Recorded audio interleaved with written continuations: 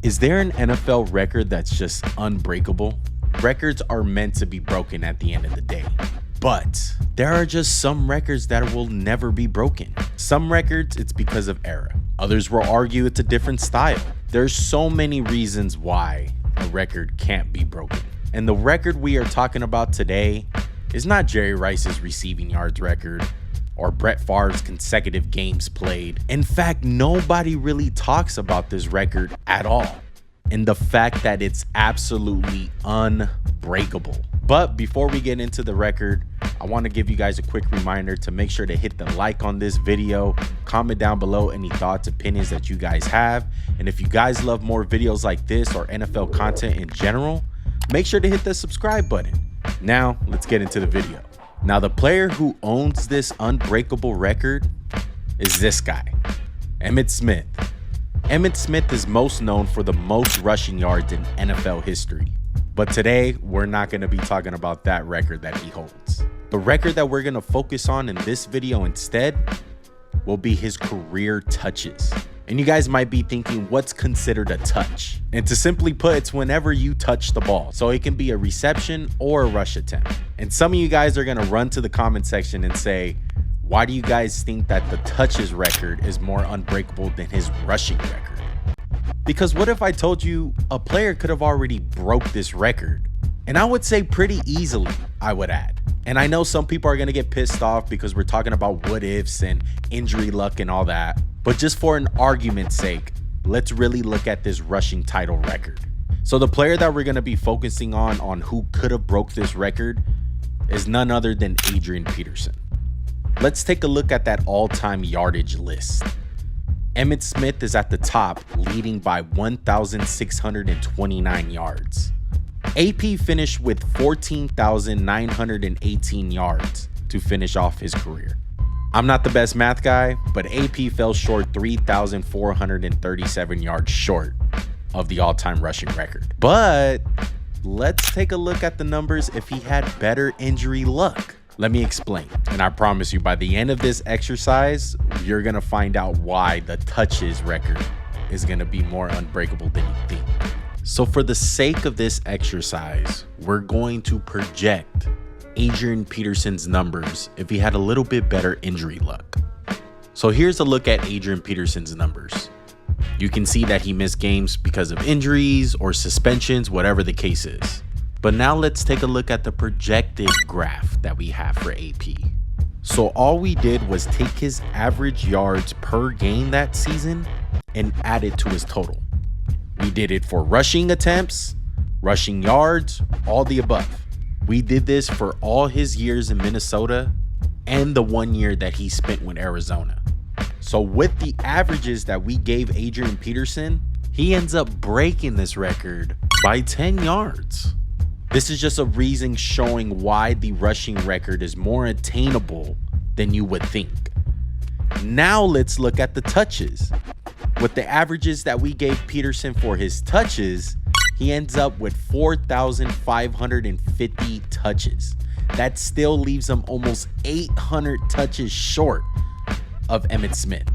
Emmitt Smith holds the record for most touches with 5,319 total touches. Absolutely insane.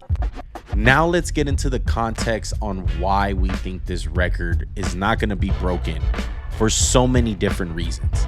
And it has to start off with the player himself in Emmitt Smith and who he is. Emmitt Smith was selected in the first round of the 1990 NFL draft. And it's important to remember that the NFL was still very much a run-heavy league, and the Dallas Cowboys were no different. The Dallas Cowboys were a mess before they drafted Emmitt Smith. They had a record of 1-15. They would rebuild their team with one of the best offensive lines and a little help by one of the craziest trades in NFL history. Emmitt Smith started off his career relatively slow when it comes to touches. His first year being in the league, he had 265 touches for his rookie campaign. After this year, the Cowboys decided that it was time to feed Emmitt Smith. And this is the stretch that we want to focus on mainly, is 1991 all the way to 1995. Emmitt Smith totaled 400 touches 4 times in this span. There's only been 2 NFL players to ever post 400 touch seasons. One is Emmitt Smith, the other Eric Dickerson. But if we're being honest, there's a little backstory on why Emmitt Smith didn't get 5 of those and be the only one to post 5 seasons with 400 plus touches. You see, after the Cowboys won the Super Bowl in 1993, Smith wanted a pay raise. He sat out the first 2 games in 1993. The Cowboys started off 0-2, and in total, Emmitt Smith was away from the team for 64 days. And judging by that year from Emmitt Smith, it was one of his greatest seasons of all time. He had one of his most memorable games this year. He played with a separated shoulder against the New York Giants to secure the Cowboys of having that first round bye heading into the playoffs. He also won NFL MVP, and him and the Cowboys would eventually win the Super Bowl, where Emmitt Smith won the Super Bowl MVP as well. So it's safe to say that if Emmitt Smith would have played those 2 games, he definitely would have eclipsed 400 plus touches that year. And you want to talk about Iron Man? Just look at the seasons that Emmitt Smith posted. Don't even look at the numbers. Just look at the availability that Emmitt Smith gave you throughout his career. He just rarely missed games. And if he did miss games, it was at the tail end of his career, or he was holding out for more money.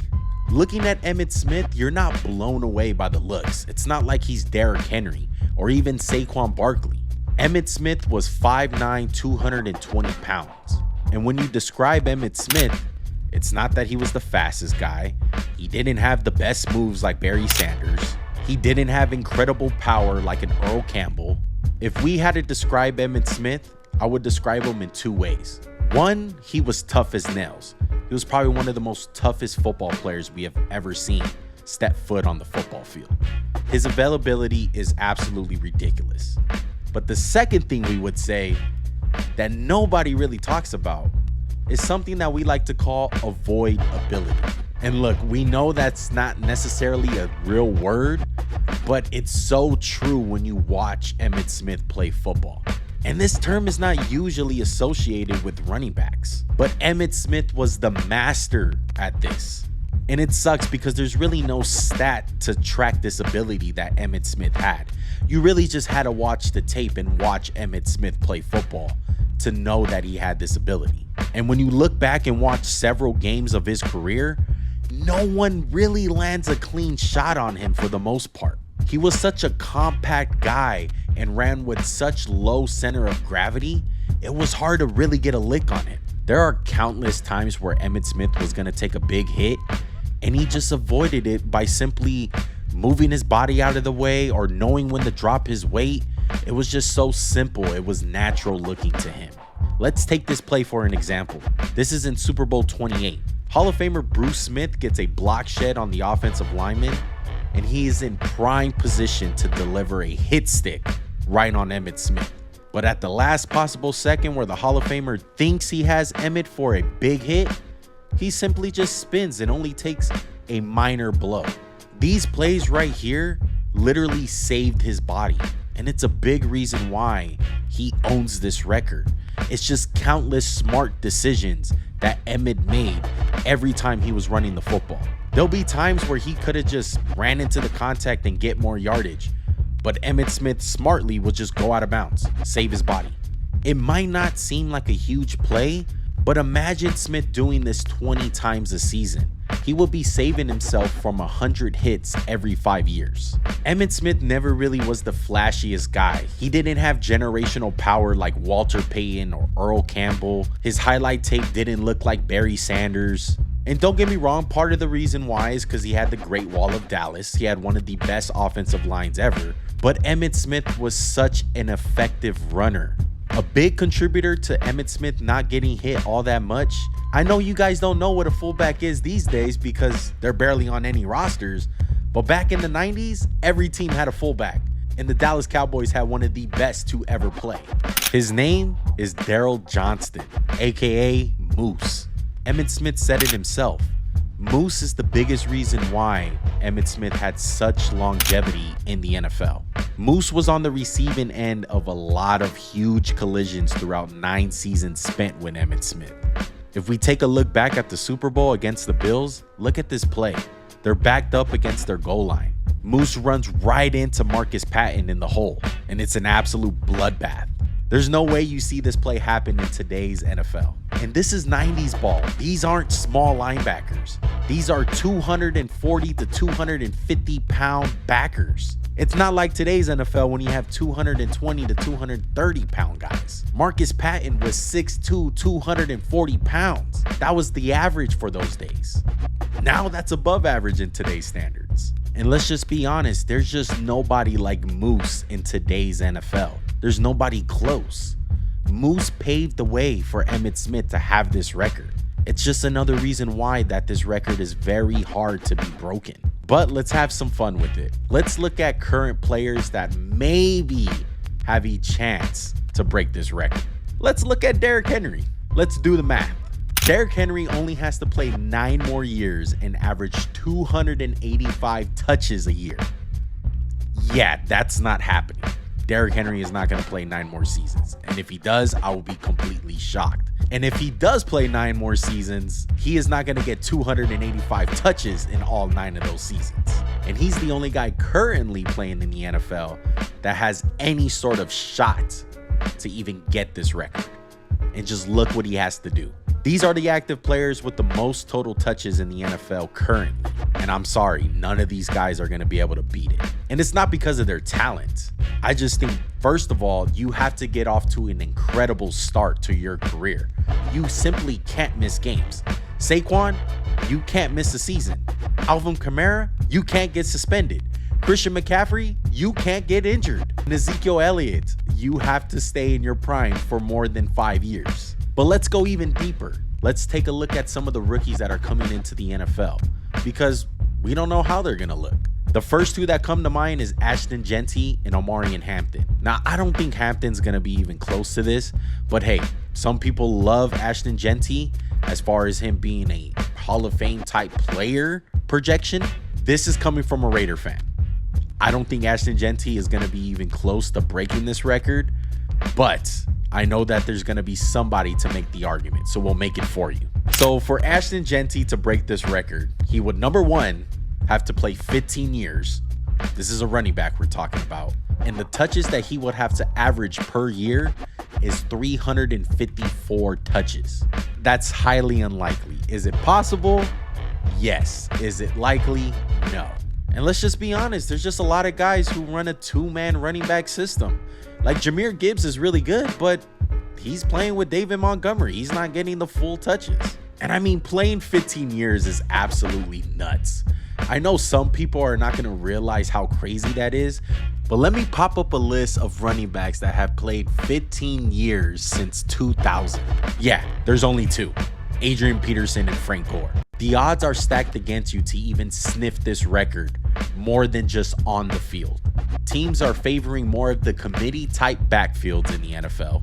Teams just simply don't like old running backs. You have to be under 30 to even be valuable, it seems like, if your name is not Derrick Henry. And then most importantly, it's a passing league. The game is just passing the ball like crazy. Nobody runs the football that much like how the Dallas Cowboys were in the 90s or any team in the 90s. It's a passing league now. And that's why Emmitt Smith has the most unbreakable record in NFL history. But hey, maybe a receiver can break this record. They would only need 20 years of 265 catches. But as always, what do you guys think? Let us know in the comment section down below. And if you guys love videos like this, make sure to hit that like button. We greatly appreciate it. And if you guys love NFL content, make sure to subscribe to the channel. So make sure to turn on those post notifications and comment down below any thoughts, opinions that you guys have. Until next time, we out. Peace.